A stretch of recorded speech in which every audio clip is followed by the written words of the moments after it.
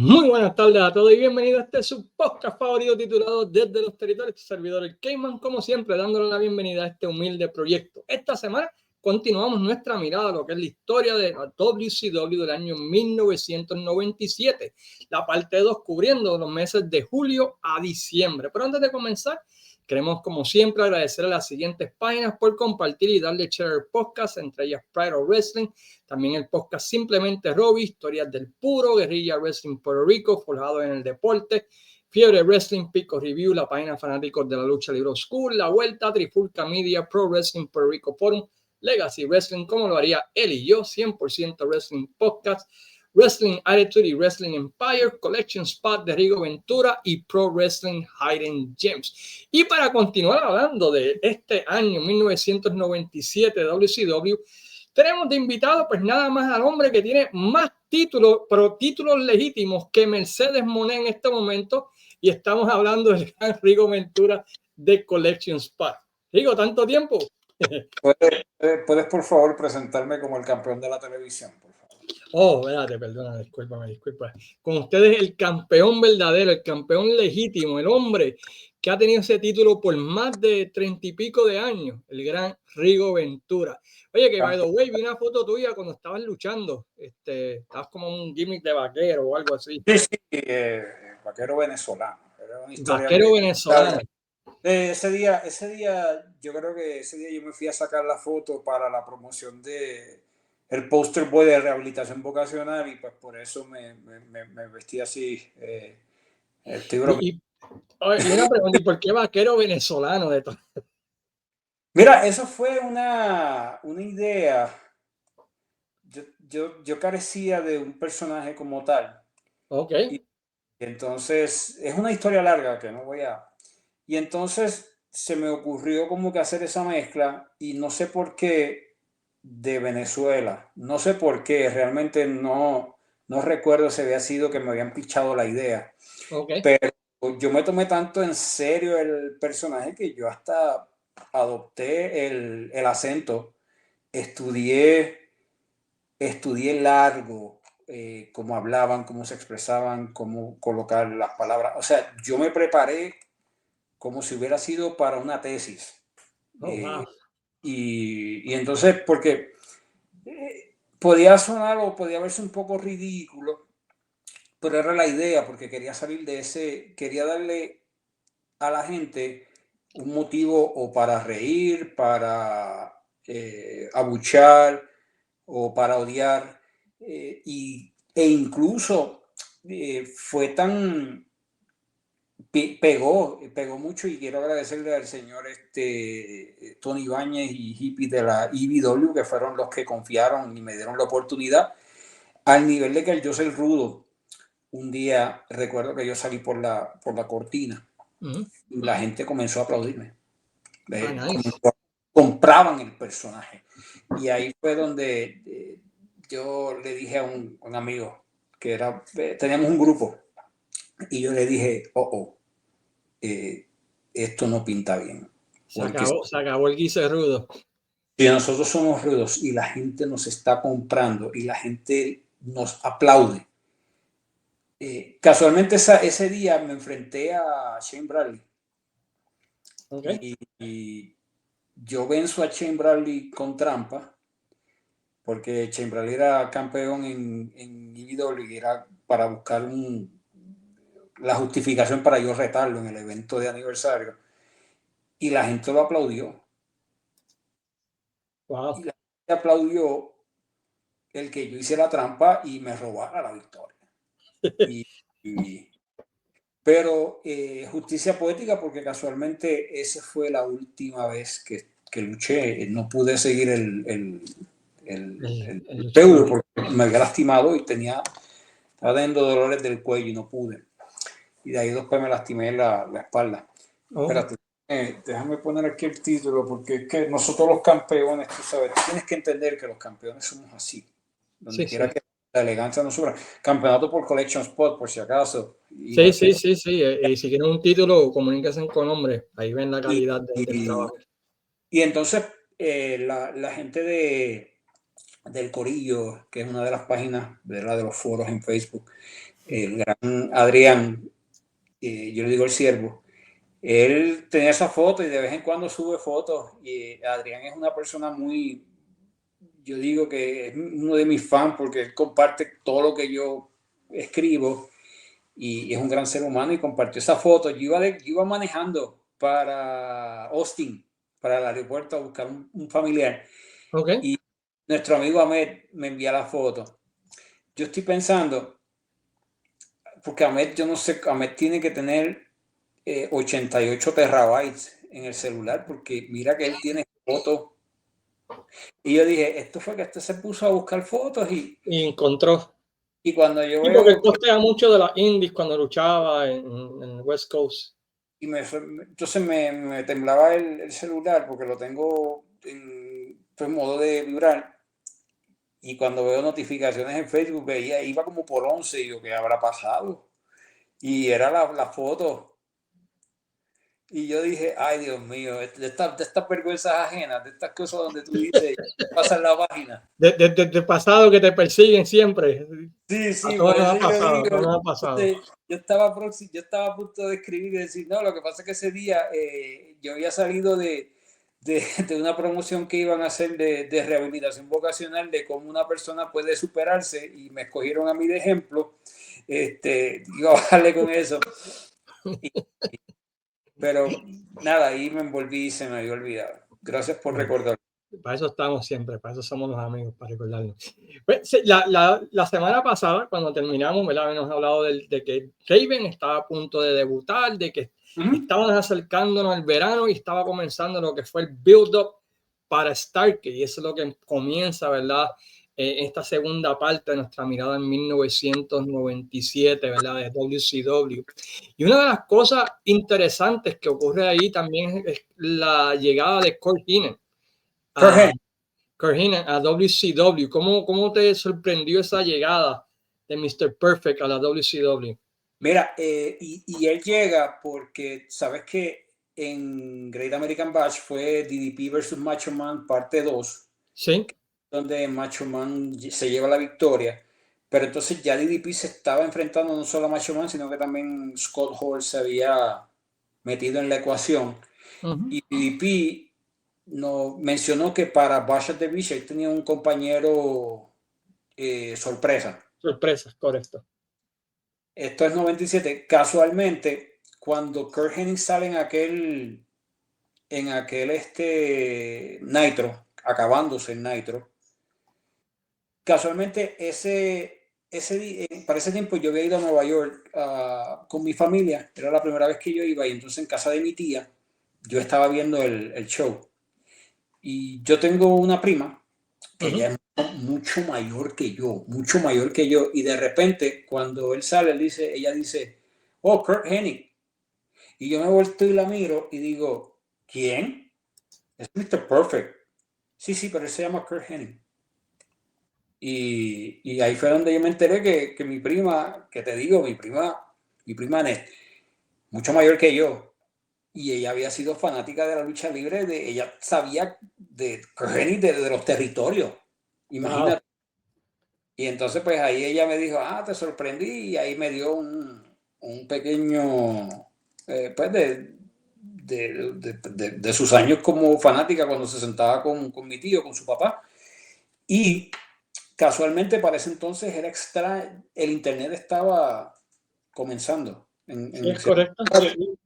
Y allí yo recuerdo que yo fui a su casa, ella tenía internet, y entonces buscó por internet, no sé en qué página fue, pero buscó la biografía y me dijo, viste que él se llama Kurt Hennig, no Mr. Perfect. Mr. Perfect fue el nombre de pila de la WWE, como decimos. Y eso fue un debut. Yo me acuerdo cuando salió, dije, contra, esto se puede poner interesante porque había muchas posibilidades, ¿no? Y el hecho de que lo debutan haciendo como la pareja misteriosa de Paige y traiciona a Paige, pues, porque habían tres opciones. Estaba el misterio, o es Kurt Hennig, o es Raven. Sí, que era amigo de DDP durante aquel tiempo. Exacto, entonces vendieron ese Bash at the Beach como que ¿quién será? Pero también ese Bash at the Beach lo vende The Giant y Lex Luger contra Hogan y Rodman. Exacto, ¿verdad? Que estamos ahí en ese tiempo, es cuando Rodman, nosotros los Bulls ganamos otra vez el título y, ¿verdad? Y Rodman, ¿verdad? Pues tiene tiempo libre, ¿verdad? Y decide meterse a luchador. Y durante este tiempo, ¿verdad? Por lo que había ocurrido, ¿no? En un censor, porque básicamente no fue que lo tiraron ahí, ¿no? Había como una historia, ¿no? En un censor, Rodman fue el que le costó la lucha, ¿verdad? A Lex Luger, ¿verdad? Cuando le dio el spray a Savage para que lo usaran y luego pues había atacado, ¿verdad? A Luger. Y ¿verdad? Era como la revancha de Luger, que todavía andaba buscando esa oportunidad titular, ¿verdad? Que se había ganado, y Hogan, ¿verdad? Pues no quería darle esa oportunidad. Y se firma esta lucha, y esta lucha, ¿verdad? Pues un montón de publicidad, un montón olvídate de todos los periódicos, todas las revistas, todo lo que había en aquel tiempo. Si hubiese habido internet en aquel tiempo como ahora, hubiese explotado. Porque estaba arrancando el internet. Exacto, pero si había algo viral en aquel tiempo era Dennis Rodman, ¿verdad? Luchando. ¿Qué te pareció el debut de Rodman aquí como luchador y todo lo demás? Yo sabía que él no... lo que hizo es lo que yo esperaba. Yo no esperaba a alguien moviéndose en las cuerdas, luchando. Yo esperaba básicamente ver a Hogan luchar contra Luger y Giant. Y Dennis Rodman en la esquina haciendo alguna estupidez o tontería porque Rodman estaba pegado. Sí. Rodman era... un fenómeno, era un fenómeno. Rodman era el bad boy de la NBA y venía de haber ganado campeonato contra los Utah Jazz y miembro de la NWO. Y mira qué diferencia cuando Hogan está en un pay-per-view versus cuando Hogan no está en un pay-per-view. Viste que Great American Bash, Jamboree, como que no tenían esa... Y en Bash at the Beach ajusta esta Hogan para que la gente entienda el fenómeno de Hulk Hogan. La presencia de Hogan en un pay-per-view era sinónimo de que iba a ser un evento grande. Porque y lo estaban pidiendo como una atracción especial en los pay-per-views, ¿sabes? Y Bash at the Beach era el aniversario de la creación de la NWO. Cierto es, sí, se me olvidó ese detalle, pero sí, había pasado exactamente un año de eso, tienes toda la razón. Algo que yo no recuerdo, y es que en ese Bash at the Beach, Piper se enfrenta a Flair. Sí. Como de estar como... ser pareja. Ajá. Sí. No recuerdo bien qué fue lo que sucedió. Yo también estuve buscando en Nitro de ese tiempo y para no encontrar nada así. Creo que hubo una diferencia en la lucha en pareja en el Six Man. Piper dijo una estupidez y Flair se enojó, Flair dijo una estupidez y Piper se enojó y hicieron esta lucha, ¿verdad? Como para tener esa resolución, porque Piper quería pelear con Flair y Flair quería pelear con Piper porque son panas y querían luchar. Porque eran buddies y querían luchar entre ellos, básicamente se inventaron una excusa. Y de camino a The Beach sucedió algo que no se veía mucho. El campeonato Cruiserweight cambió de mano en como un tipo de house show. Creo que fue un Saturday Nitro, un evento especial que hicieron, donde Jericho vence a Six. Y traigo esta colación porque en 1997 el campeonato Cruiserweight, a diferencia de lo que sucedió después, el campeonato Cruiserweight era importantísimo. Era para mí el título más importante de WCW en ese tiempo. Sí, porque estamos claros que el orden de importancia es el campeonato de la televisión, que es el primero, después venía el mundial. No, hablando en serio. Sí, pero... El campeonato y los mundiales en pareja acaparaban, ¿verdad? Porque por los campeones en pareja que eran los outsiders. Sí. Y el campeonato Cruiserweight tenía un peso fuerte, o sea, era un campeonato importante. Y Jericho lo había ganado de camino a Bash at the Beach. Y tuvo una buena lucha aquí con Último Dragón, con tu favorito. Y también aquí hubo una lucha de retiro entre Chris Benoit contra Taskmaster, contra Kevin Sullivan para terminar de una vez Un feudo que también llevaba un año ya corriendo, básicamente. Y básicamente, pues aquí cerraron algunos feudos, pero comenzaron otros. Otra cosa que comenzó aquí, luego de esta lucha, fue el push de la gente querer ver a Luger ganar el campeonato mundial. Y había como ¿sabes? Todo el trabajo que hicieron por todo el año de reconstruir a Luger, porque Luger estaba súper over en este tiempo de julio del 97. Ya Luger estaba over. El tipo salía y cuando ponía a alguien en el torture rack, aquello se quería caer. Y era una cosa increíble, como nunca antes en su carrera, yo pienso. Porque Luger le pasó algo que tú conoces a José Montesino, que hizo un episodio de que ya nadie quiere sufrir. Sí, sí. Y aquí básicamente se vio eso. Luger, a pesar de que fuerte y grande, pero Luger cada semana o cada evento, Luger se llevaba una pela. Sí, sí. Luger empezó a sufrir hasta que la gente como que dijo, caramba, Luger sufriendo, DDP sufriendo. O sea, empezaron a simpatizar con ellos de que, imagínate, se estaban calentando motores ambos. Y finalmente en agosto 4 del 97, y si ustedes nunca han visto ese Nitro, véanlo. Porque si usted ha escuchado la expresión bebés tirándose en el aire, gente teniendo sexo en las gradas, gente bebiendo juntos,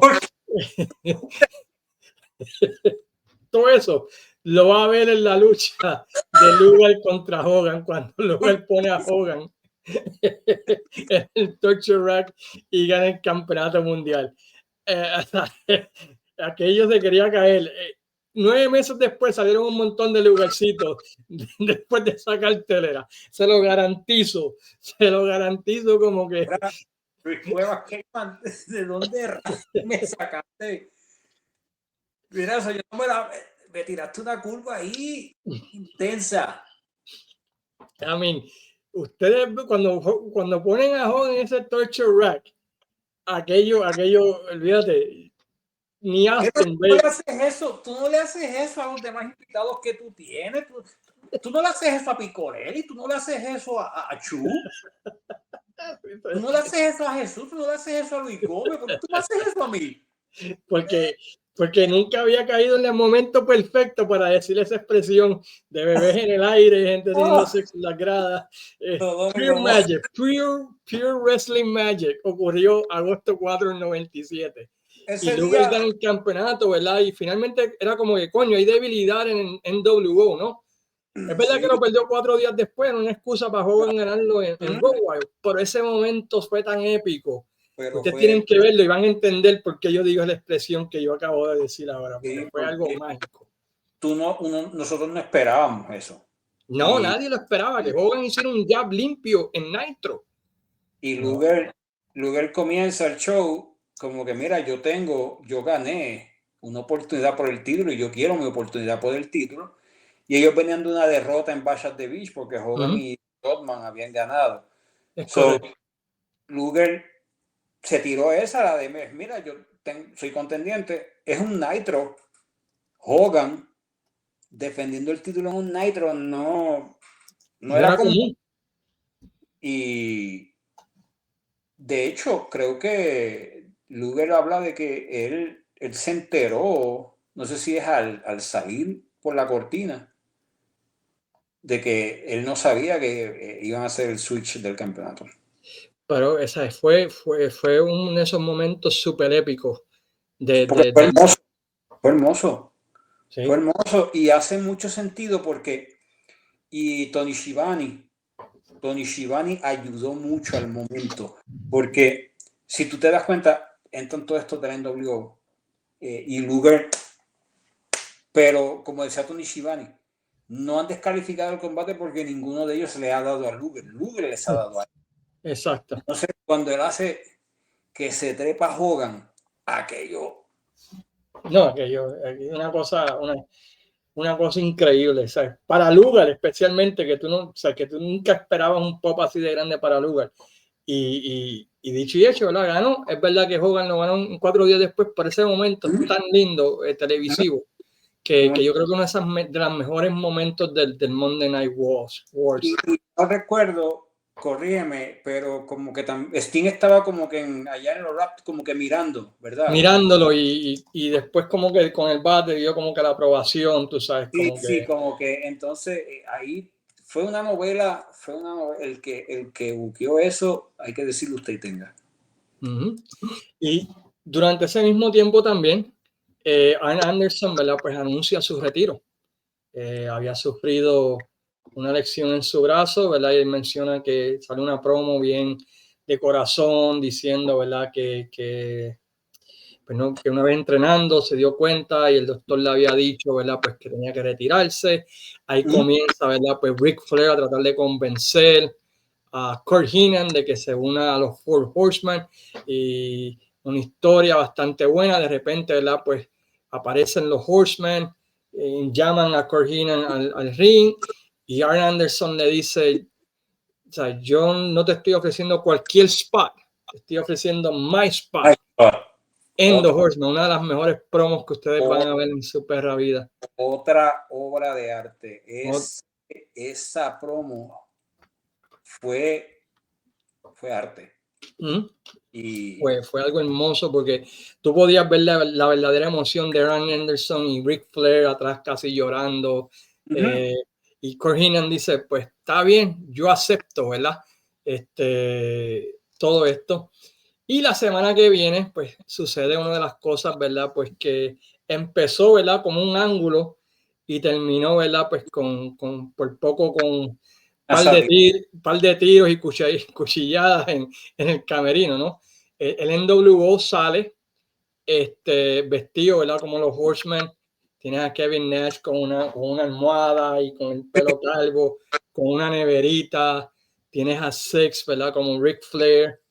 Y se habían aprobado ciertos comentarios, ¿no? Que se podían decirlo para mover el feudo, ¿no? Y tenías a, creo que era Bob Bauer como Kurt Heenan.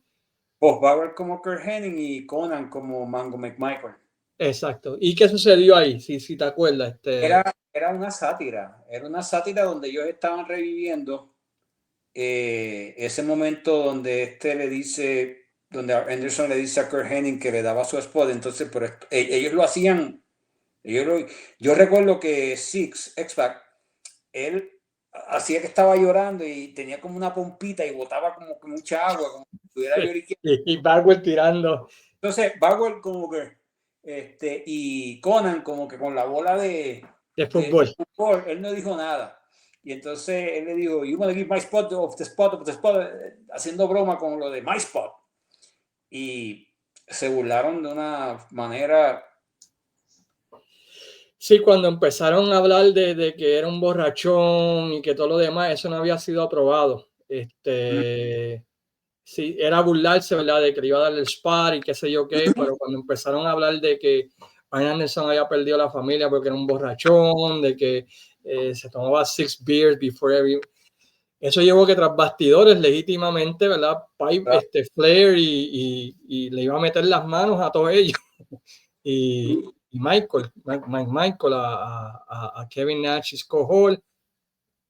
Y eso llevó, ¿verdad? Pues a que pues, la otra semana, pues en televisión, pues los Horsemen cobraron como un poco de venganza, ¿no? Como decir, mira, mala mía, tú sabes, nos pasamos. Y eso llevó a la lucha de War Games, ¿no? Que fue una famosa lucha. ¿Y qué sucedió ahí en War Games? War Games, antes de comenzar el combate, a mediados del pay-per-view, encuentran a Kurt Hennig en el suelo, como si alguien lo hubiera atacado.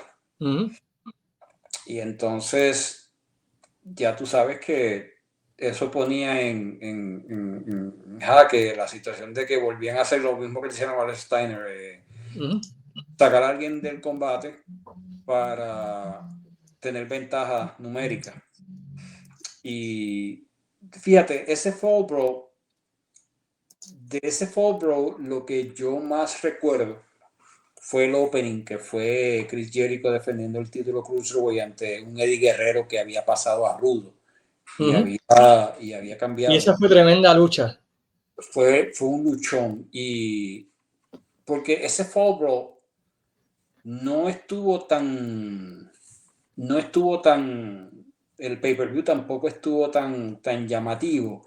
Y te das cuenta, porque mira los 4 miembros del NWO, Nash, Six, Bob Bagwell y Conan. Ni Bob Bagwell ni Conan eran como que material para estar en el combate estelar en WCW en aquel entonces. Y te hablo en aquel entonces, en el 97. Pero la historia fue bien vendida. Fue bien vendida, pero el pay-per-view fue como que tuvo un poquito como medio débil, diría yo. Sí, lo vendieron otra vez. Y aquí donde tú piensas que pudo haber sabotaje, porque otra vez fue en North Carolina y está envuelto Flair. So, básicamente deja que Flair se hunda, ¿no? Si quiere. Y lo humillan también en este pay-per-view, ¿no? Porque Heenan lo traiciona, le da contra la jaula. Y básicamente, ¿verdad? Pues los Horsemen, ¿verdad? Pierden contra el NWO y Flair lastimado. Y aquí pues Flair rompe, ¿verdad? Pues lo que son los Horsemen para buscar venganza en contra de Heenan. So, yo pienso que fue como una manera de humillar a Flair, a tratar de humillarlo. Y el viraje de Kurt Hennig. Y el viraje de Kurt Hennig, para mí fue como que un FU a Flair, tú sabes, de toda esta gente, de Bishop y todo eso, porque recuerda, durante este tiempo ya habían empezado los problemas entre Bishop y Flair por el contrato y todo lo demás. Para mí esto fue una manera como que de mandarle un mensaje, ¿no? De que Flair, no eres tan importante. Ya. Flair estaba cayendo en la línea de ser non grato. Exacto. Exacto. Y se sintió así, ¿no? Pero esto lleva, ¿verdad? Pues un feudo entre Flair porque según la historia los Horsemen debieron haber ganado, ¿no? Porque estás cobrando en honor al luchador que se está retirando, Arn Anderson. Tú lo humillaste en televisión nacional. Era como que ellos estaban buscando venganza, ¿no? Si fuéramos a hacerlo storyline que hiciera lógica. Y era una versión nueva de los Horsemen, ¿sabes? Recién estabas construyéndola y en el papel prometía bien. Flair, Kurt Hennig, Benoit Mango, se veía bien. Sí. Claro, no te voy a decir que la mejor versión, porque no es ni la mejor ni la segunda, pero se veía bien. Era mejor que la versión que tenía Paul Roma. Cualquier versión. Para mí fue así como que un FU para básicamente, ¿verdad? Lo que era Flair en el WCW. Y hay que decirlo, lo humillaron de aquí para abajo, humillación tras humillación tras humillación. Es una cosa increíble. Y durante este tiempo debuta una figura que en el 98 llegaría a ser como la figura principal de la compañía. Estamos hablando de Bill Goldberg. ¿Qué te pareció Bill Goldberg en ese tiempo para ti, Rigo? Mira, yo recuerdo ese Nitro y era con Hugh Morris. Entonces Hugh Morris tenía de final el moonsault desde la tercera cuerda. Yo dije, pues mira, pusieron a Hugh Morris con un tipo, porque Goldberg como que se veía un poco genérico. Y cuando Hugh Morris se está trepando en la cuerda que hace el moonsault, yo estaba recogiendo y dije, yo me iba a ir para, no sé si, algo yo iba a hacer. Hace el moonsault 1-2, cuando yo vi que quiqueó. Y dijiste, ¿what? Le dio como, hizo un moonsault y cayó parado en el piso, Goldberg. Le hizo el Spear y después Jackhammer, 1-2-3. Yo me quedé como que, ¿y quién es este tipo? ¿Quién es este tipo? Como que me sorprendió. Sí. Y otra vez, al principio me acuerdo que había mucha comparación con Austin, porque era calvo, usaba negro. pero después descubrimos que era un poquito diferente, ¿no? Y WCW por poco la caga cuando lo ponen a tener el feudo con Steve McMichael. Por poco se le iba a embajar porque creo que Debra estaba en el medio. Exacto, pero a pesar de eso parece que alguien se dio cuenta y dijo no. Y la manera que lo proyectaron es como tú haces una estrella, ¿no? Luchas cortas, victorias limpias, 3 movidas y para afuera. Es verdad que luego más tarde le afectó, ¿verdad? Pero al principio era lo correcto, lo que había que hacer pues, si tú querías establecer a una leyenda. No sé si está. Y la mejor forma de empezar el feudo fue con Mongo McMichael porque ambos venían de la NFL. Exacto, que uno de los Bears y uno de Atlanta y hacía sentido. Buen punto, no había pensado en ese punto. Y la gente no le da mucho crédito a Mongo McMichael, pero Mongo McMichael, para ser un hombre grandote como era, Mongo McMichael hizo una buena transición. Claro, no esperes una persona de 5 estrellas de lucha, limitado, pero buenísimo en el micrófono, buenísimo, buen rudo, y estaba ahí para hacer el trabajo, hizo bien su trabajo. Y que tenía, créanlo o no, tenía credibilidad porque todo el mundo conocía. Este tipo era de los freaking Bears, tú sabes, de la mejor defensa de la NFL. Este tipo es un legit top guy que hay historias de él peleando en bares y sacando gente legítimamente. Tú decías Steve McMichael, fanático de fútbol, sabía que ese tipo es un tipo legit, tú sabes. No era un loco por ahí, no era un jugador de fútbol de segunda división. Era un tipo que en Chicago era famoso por tener peleas de bares. Tú sabes, y una pena, ¿verdad? Que haya muerto, ¿verdad?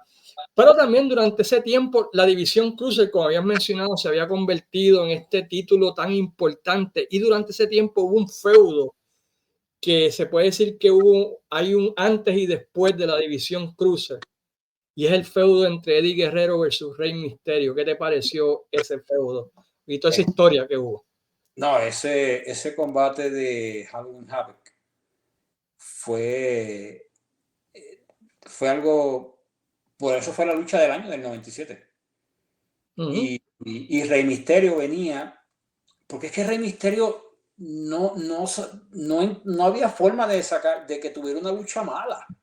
No. Y el Halloween Havoc del 96, él había enfrentado a Dean Malenko en un super clásico en ese Halloween Havoc, pero en el del 97. Ese combate desde la entrada hasta que se acabó, eso fue un combate perfecto. Sí. Perfecto. Yo no sé, bueno, se conocían, ¿verdad? Y estamos hablando de dos profesionales en el sentido de la palabra. Y yo pienso en Halloween Havoc 97 y lo primero que viene a la mente es ese combate. Rey Mysterio vestido como Phantom. Exacto. Y para este tiempo empezamos a ver la semilla de lo que llegó a ser el Eddie Guerrero de Cheating, Line Stealing en WWE. Aquí fue el principio. Me gustó también que durante este tiempo teníamos a Eddie Guerrero tratando de que todos los luchadores mexicanos se desenmascararan y les decía, diablo, qué tipo feo, ponte la máscara. Y el combate era campeonato contra máscara. Campeonato contra máscara, ¿no? Porque quería quitarle los títulos y fue un luchón de 7 pares.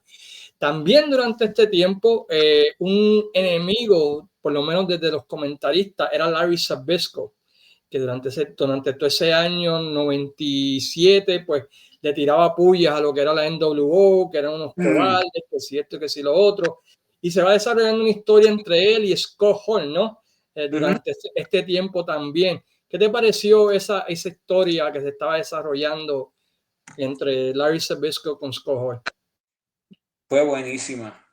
Fue buenísima y fue la segunda historia más grande de camino a Starrcade. Porque obviamente la primera era la de Sting y Hogan. Pero Larry Zbyszko y Scott Hall fue magia porque Scott Hall de verdad que lo push the button. Sí. Y Sabisco se ve que es de los que tú no tienes que presionarlo mucho para que saque la bestia. Sí. Y bregó por el sentido, ¿verdad? Pues de que la gente podía entender que mucho jode, perdón de la palabra, que mucho fastidia a Sabisco hasta que finalmente Sabisco explota, ¿no? Porque Sabisco ya había salido del retiro en el 94 en un feudo con Lord Steven Regal. So, Sabisco se quedaba de comentarista y él no era comentarista de Nitro, él era más comentarista en Saturday Night y de vez en cuando en los main event o en los pay-per-view, pero él no era Todavía no había salido todavía, pero fue más estaban desarrollando esos feuditos, ¿no? Para Starrcade.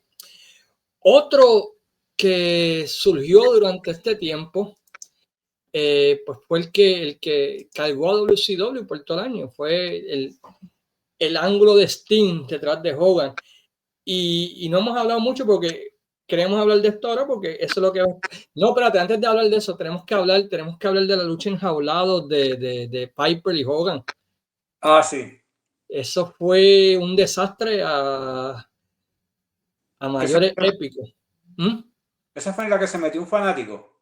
Se metió un fanático y que terminó básicamente con la carrera de Savage. ¿Te acuerdas que Savage se tira del tope de la cuerda y cae y se lastima las rodillas? Y después de eso tiene que estar fuera un tiempo. Y cuando regresa, ¿verdad? Pues se fue demasiado, se fue muy musculoso, ¿verdad? Y ya no era el mismo Savage. ¿Quién fue el que le dio? Porque el fanático que entró, yo recuerdo que brincó la valla y trepó la... Sí, cuando le estaban dando Savage y Hogan la pela a Piper después de la pelea. Fue Savage el que le metió que aquel chamaco, que aquel fanático se le va... Yo creo que aquel tipo no volvió a hacer ninguna estupidez más en su vida. Se le resetió todo.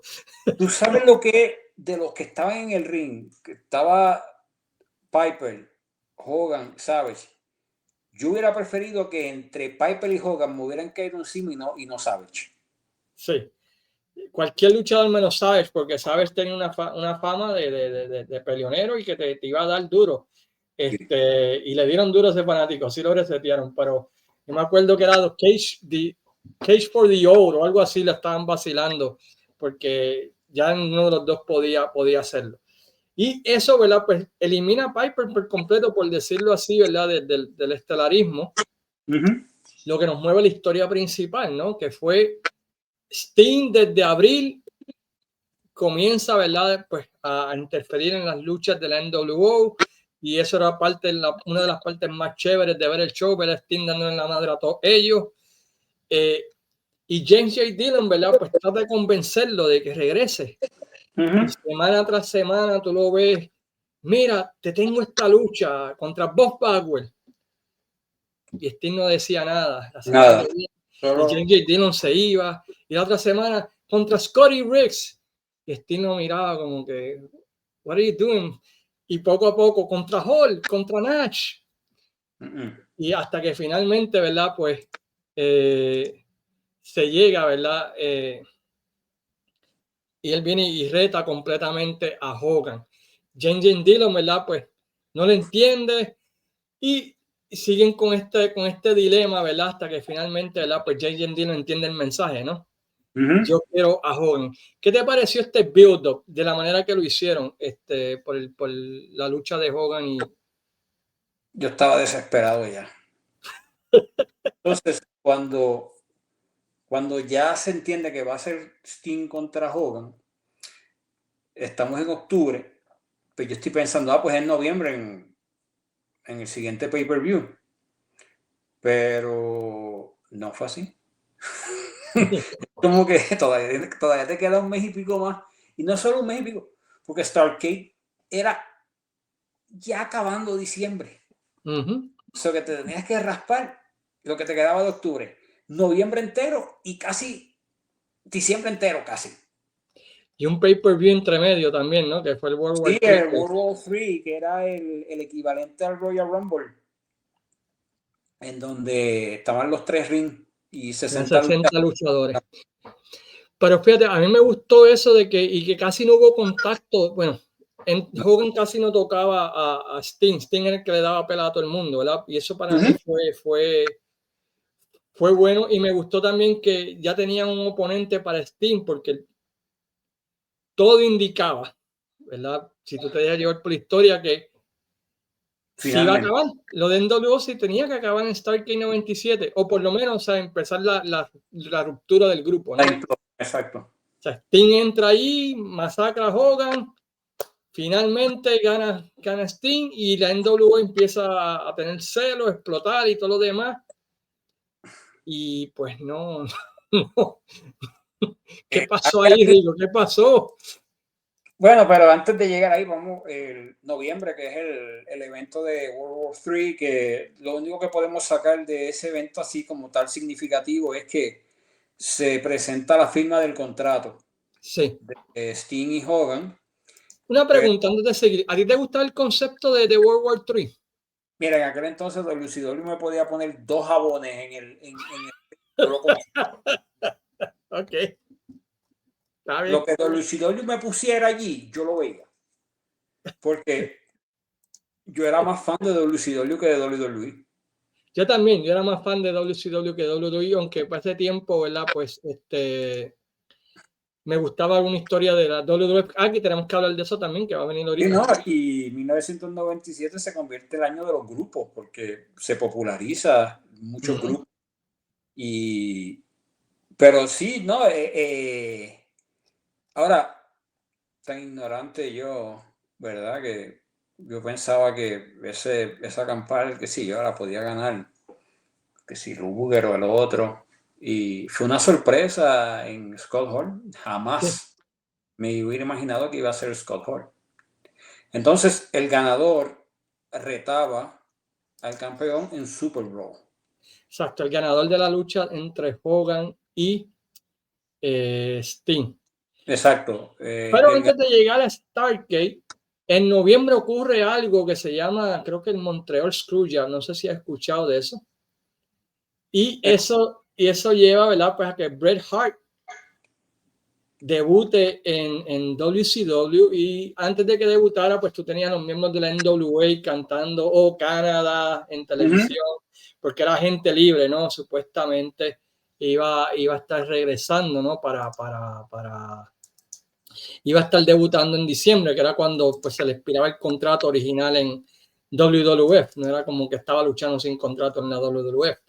Cuando tú escuchaste que Bret Hart iba a ir a la WCW, ¿qué tú dijiste?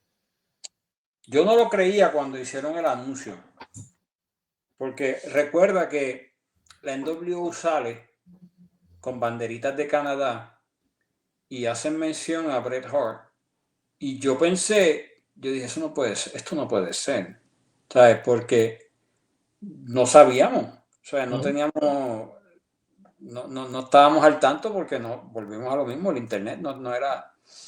Y yo desconocía lo que había sucedido. Yo tenía la fe de que Bret Hart iba a regresar a cobrar venganza con el maldito Shawn Michaels. Porque yo soy un Bret Hart fan. Yo soy un fanático de Bret Hart. Yo, para dejar claro, no es que Último Dragón es mi luchador favorito, Último Dragón es mi junior completo favorito. Exacto, sí.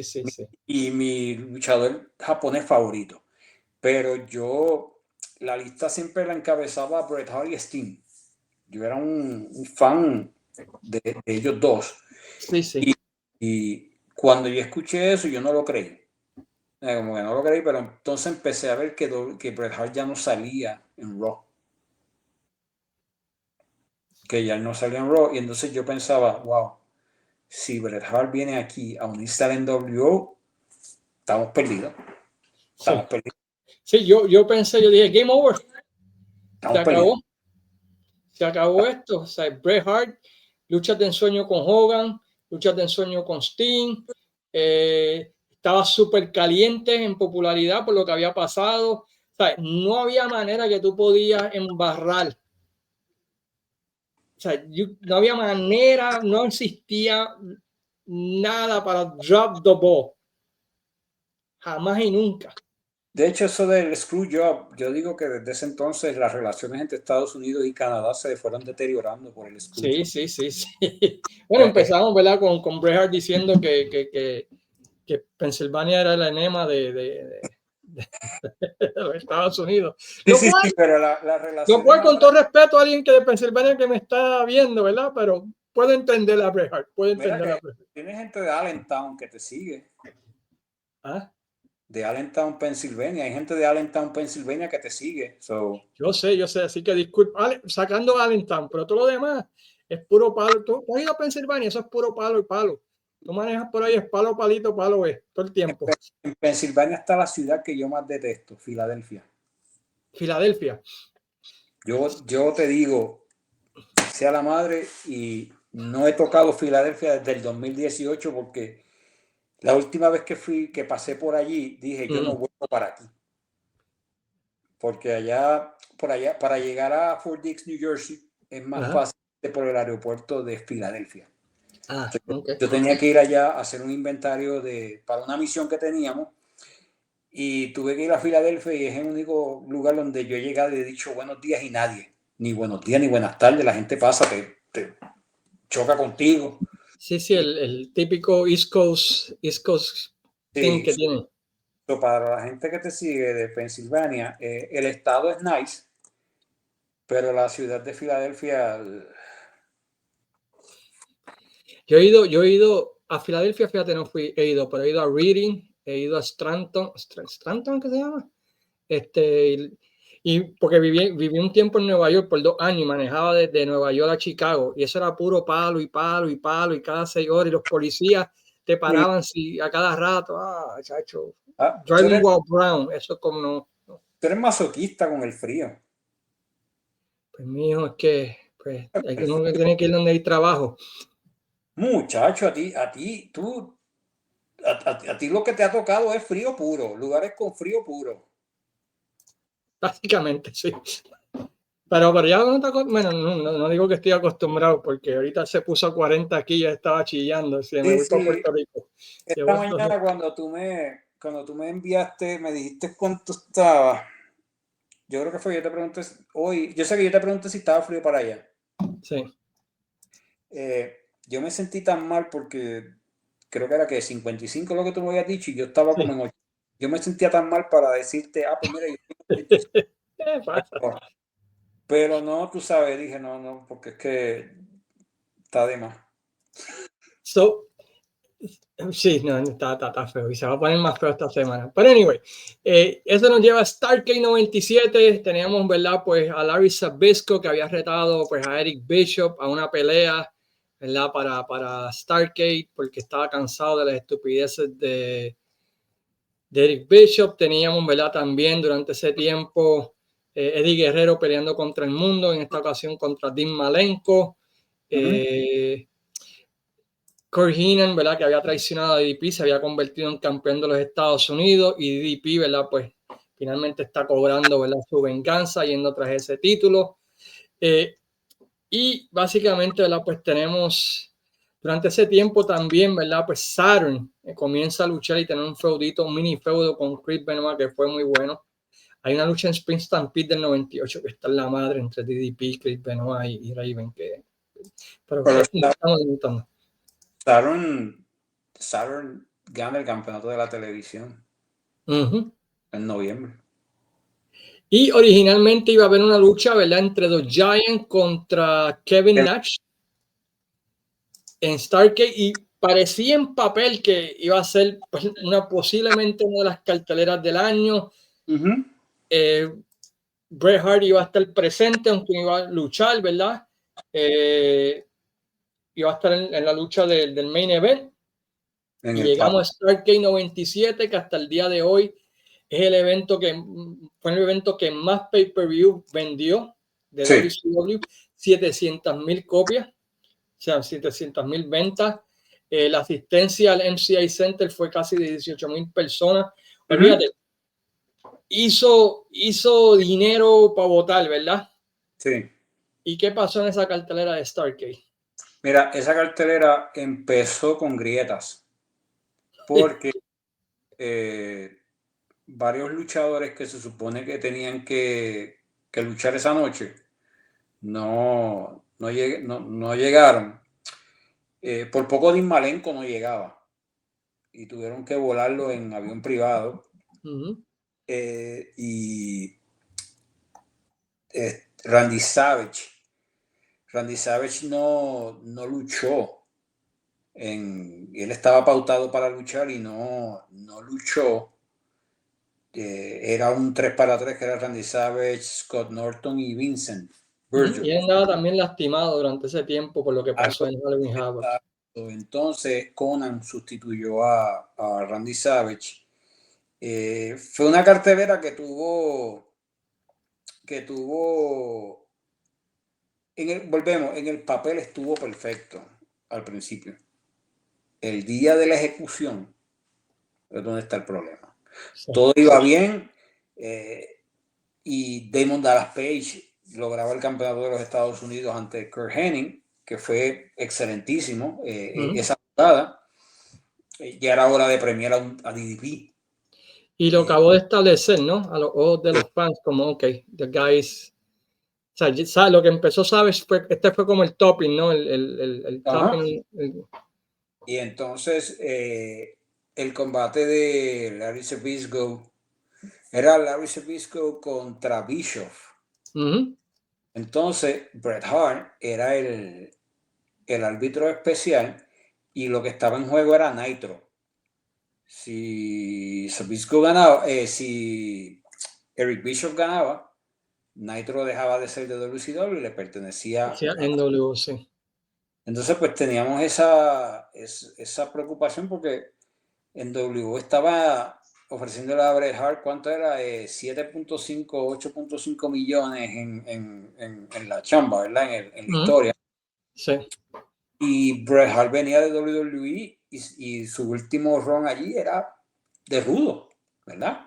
Eso teníamos, ¿qué sucederá? Y pues Bret Hart sale, ¿sabes? No permite la injusticia y le dice no al NWO, ¿verdad? Ayuda a Larry Zbyszko ganar. Y estamos ready para ese combate que trajo a todos esos 17,000 y pico, casi 18,000 personas. Antes de eso, el semi-main event iba a ser Holly, ¿verdad? Con Nash contra Giant, pero no se dio. Nash estaba enfermito. ¿Sabes? En papel iba a ser el jab y no quiso hacer el jab, so ese día se enfermó de la garganta, no pudo ir. No luchó. Entonces, vamos al estelar, que fue, te digo, todo estaba perfecto. Michael Buffer haciendo la entrada, entra Hogan primero, y ahí viene esa entrada de Sting con el monólogo del niño, que fue brutal. Y entonces ahí llega Sting con la pirotecnia y todo. Todo estaba claro para una sola cosa. Es que no había un what if o qué tal. No. Era solo solo tenías que hacer un trabajo. Exacto. Es como cuando tú le dices a alguien, cuando tú le dices a una persona, tú solo tienes que hacer un trabajo y esa persona la embaja.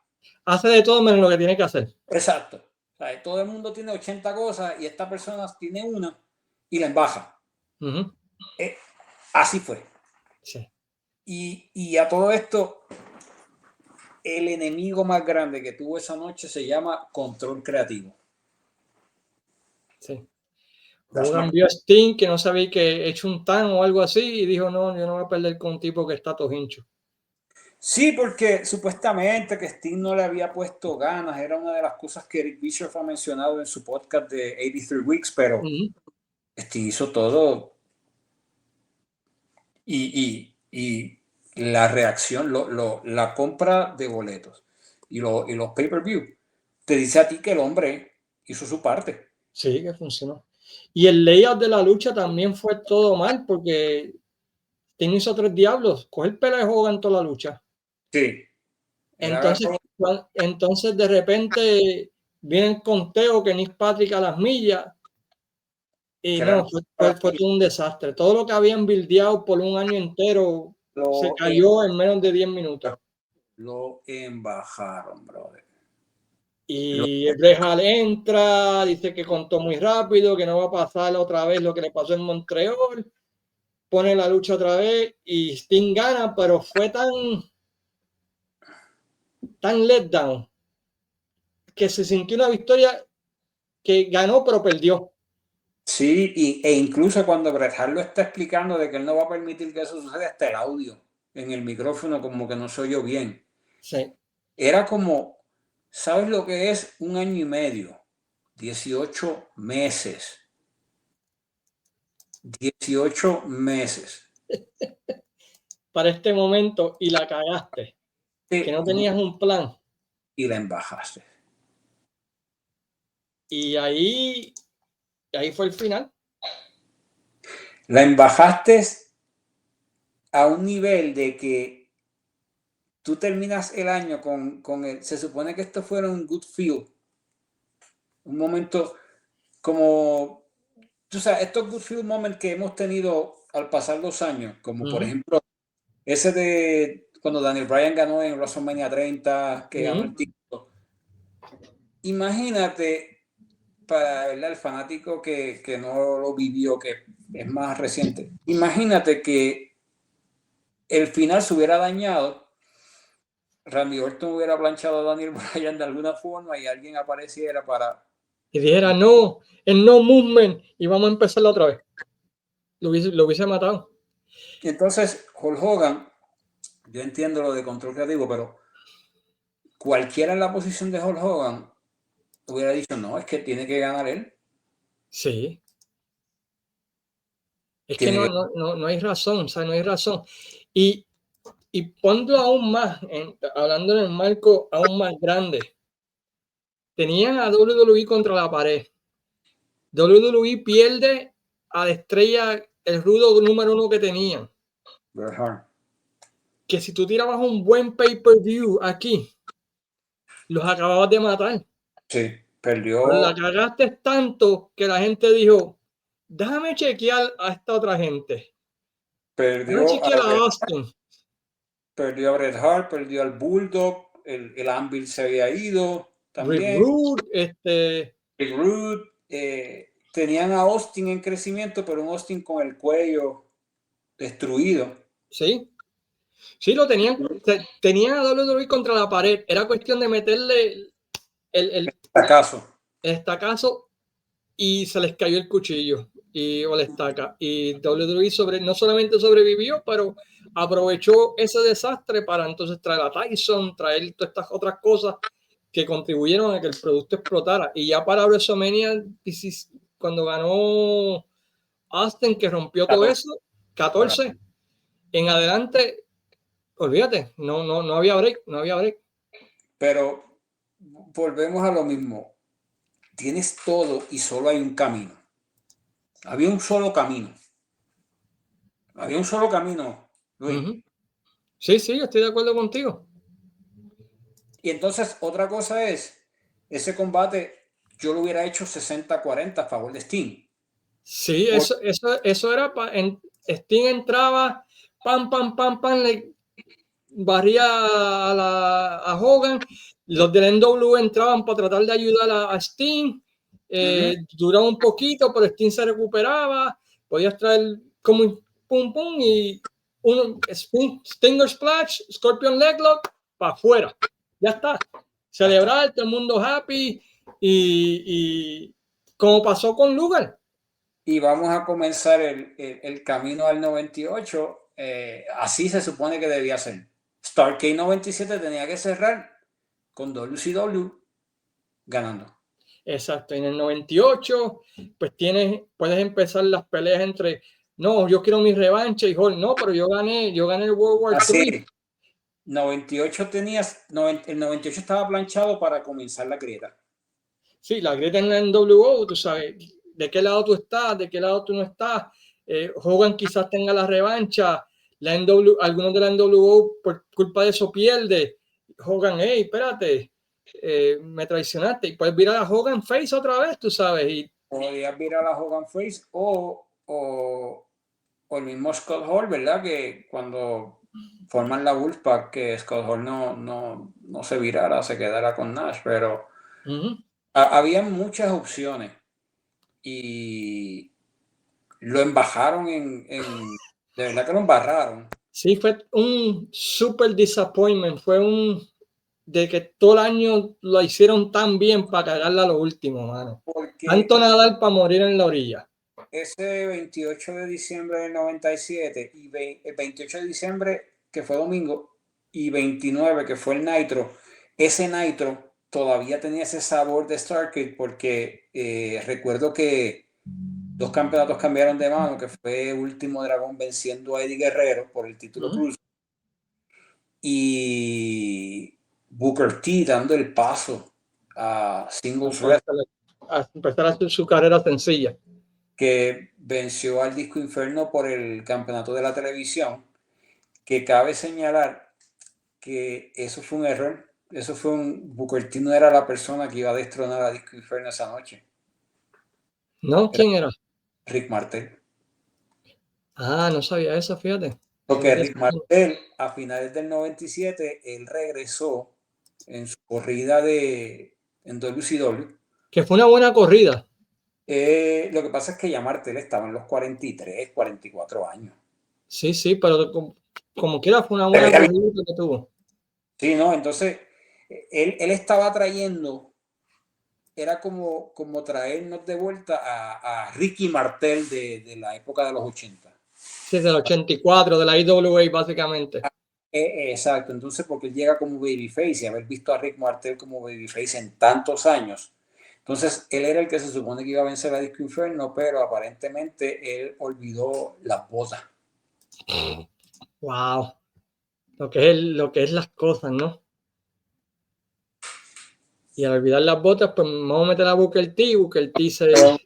Vamos, porque eso de Booker T eso fue un invento, una prueba para ver. La idea era decir, mira, no funcionó. Le salió el tiro por la culata. Sí, pues Booker T rápidamente explotó y se hizo todo lo demás. Pero el año 97 fue, como lo digo, fue 11 meses buenos y el último mes que la embarraron de una manera que increíble. Y WWE estaba sobreviviendo por la peste, como uno dice, porque ese diciembre que fue el pay-per-view de Generation X, ¿verdad? Y quien va a la escena estelar contra Shawn Michaels fue Ken Shamrock, que todavía que estaba, digo, como luchador excelente y un oponente legítimo, pero no tenía los credenciales para... No tenía la credibilidad para retar por el título mundial, no. Y estaban patinando, o sea, tenían a Austin que estaba calentando, pero todavía no estaba allí. El roster todavía estaba finito. Y un nacimiento de The Rock, y ahí es cuando The Rock oficialmente se convierte a The Rock, pasa de Rocky Maivia a The Rock. Sí, porque hay pelea con Austin por el Intercontinental que pelean en el Truck, ¿verdad? Que Austin viene en el Truck. Sí, que viene en el Truck, sí, me acuerdo de eso, sí. Que ese Truck lo rifaron. Era como para un contest, y era una de estas cosas que WWE hacía, o sea, que ellos rifaron una casa. Un Rolls Royce en un tiempo también.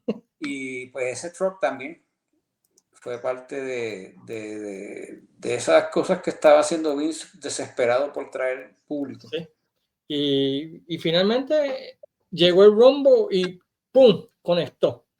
Y de ahí en adelante, pues, otra vez por la ventana que le dejó súper abierta a WCW en ese 97. Pero el año 97... aún así WCW, aún dañándola en el 97, todavía en el 98 WCW como que, ¿sabes? Empezó bien. Sí, porque calentó Goldberg. Y Goldberg los mantuvo calientes. Raven calentó en el 98, tuvo buenos juegos con DDP, con Benoit. ¿Qué más calentó en el 98? Así que me acuerdo. El 98 tuvo un par de cosas buenas que eventualmente vamos a tener que hablar tú y yo, Pico. DDP, y también DDP calentó también motores en el 98. DDP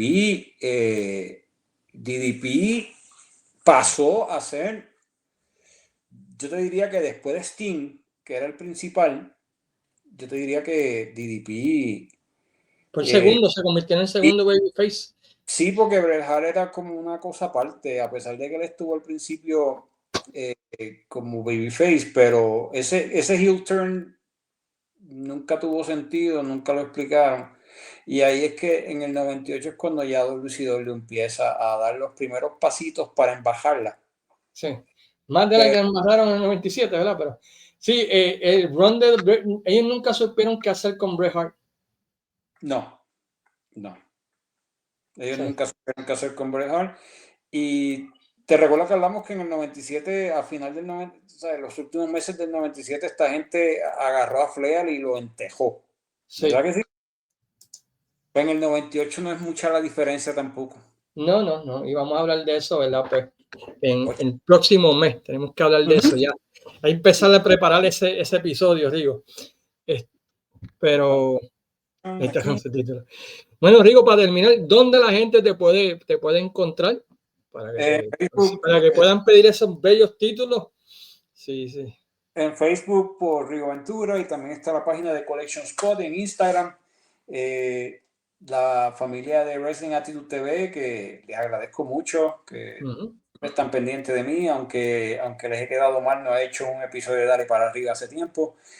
También a nuestros queridos amigos del circuito internacional de lucha libre, de nuestro amigo José Chaparro, el Museo de Lucha Libre Puertorriqueña. Digo, no es que usted me puede conseguir en todos esos sitios, pero esos grandes, las personas detrás de todas esas páginas también me pueden contactar si usted desean continuar el Media Tour de Rigo Ventura para el año 2025.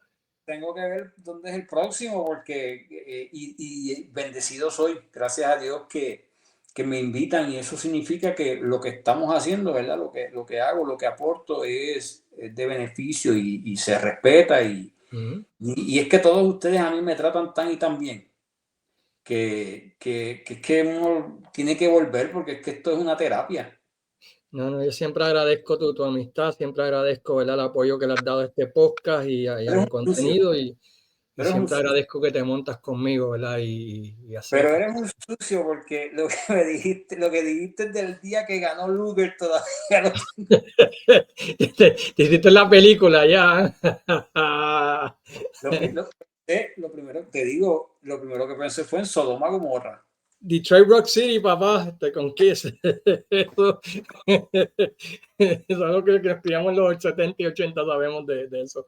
Pero no, bueno, de verdad, Rigo, o sea, se aprecia tus columnas, tus posts, donde dices tus gotitas, siempre son bien interesantes. O sabes que se te quiere, se te aprecia un montón, y me alegra ver, ¿verdad?, que más gente está... ¿Sabes qué? No conociéndote, pero por lo menos, ¿verdad?, dándote más. Sí, exacto. Hay muchos que también me están conociendo, porque recuerda, hay muchos que saben la existencia de los campeonatos que he trabajado, ¿verdad? Pero no todos saben quién es la persona detrás. Y como por ejemplo tú, Jesús, son personas que tienen contenido y se han movido, y entonces al ustedes compartir, ¿verdad?, muchas de las columnas que yo escribo, me ha abierto puertas a que los seguidores de ustedes también sepan y digan: oh, mira, ese es el, no sabía que tú eres el creador del campeonato universal, o el creador del campeonato de IWA, o el creador del campeonato de SWA, o el creador del campeonato por ahí sucesivamente. Pero nos hemos olvidado, y nos olvidamos en el episodio pasado, y no se me puede olvidar en este episodio, alguien muy especial. Para alguien muy especial, que el cariño y respeto de esa persona hacia ti y hacia mí es gigante. Y estamos hablando del gran Julio Edgar Vega, el Wiseman. El Wiseman. Tengo que hablar con él hace tiempo, que quiero hacer un podcast con él de un review de cartelera de lucha libre. Quiero ver cómo lo hace, quiero ver cómo... Porque sé que detrás de la cámara, pues el tipo sabe, ¿verdad? Pero una cosa es hacerlo en cámara, es complicado. El tipo sabe mucho, y yo las pega. Es que tiene Es un tipo ya leyó a Triple H y lo leyó completito. El booking de Triple H lo leyó completito. No, y entonces él es bien inteligente y entonces hace unas trivias muchas veces que menciona a tal luchador que esto y lo otro, y yo digo, pero es que... Y no son cosas que tú puedes googlear, porque también él lo hace de maldad, también él sabe qué puntos puede colocar, no lo tengas que googlear y lo sepas, y es siempre habla muy, muy bien de ti cuando me escribe, me dice, mira, te escribo a ti, o te pregunto a ti, o le pregunto a Caveman, siempre. Ay, se agradece el apoyo que el Wiseman siempre le ha dado también a esta plataforma y también hablamos por Messenger, bien chévere. Y a Don Chu. Y el gran Don Chu, Jesús Salas, que el domingo se tiró, ay, esa bendita lucha libre, muy buen podcast, hay que seguirlo. Ese Jesús Sala, ya te lo he mencionado, es compueblano, es mi compueblano. Sí. Y es yo quisiera que hubieran 10 como él, como tú, como Wilfredo Picorelli, que mucha gente también lo critica, pero gente fiebrúa que está pendiente a ayudar al negocio sin esperar nada a cambio, a impulsar gente, a ayudar con lo que puedan, sin esperar nada a cambio, simplemente por el amor a esto. Y eso la gente no entiende. Y hay que preparar el camino para los demás, porque no vamos a durar para siempre nosotros. Yo estoy pensando en mi retiro para Colombia. Mira, hay un sustituto, parece que va a haber un sustituto tuyo en los foros. Manny Vicente. Manny Vicente me tiene cara que va a ser el sustituto tuyo, de la misma forma que ya yo creo que yo tengo ya mi sustituto, que va a ser el que va a educar a las personas sobre el tema de campeonato, que es el gran Álvaro Cárdenas de Legacy Wrestling. Legacy Wrestling, chamaquito, síganlo. Ni más respeto a ese hombre le mete. Ese va a ser el que me va a sustituir a mí. Y eso es lo fun, hermano, ver gente saliendo y tú tratar de ayudarlos y que ellos corran con la bola y go for it, man.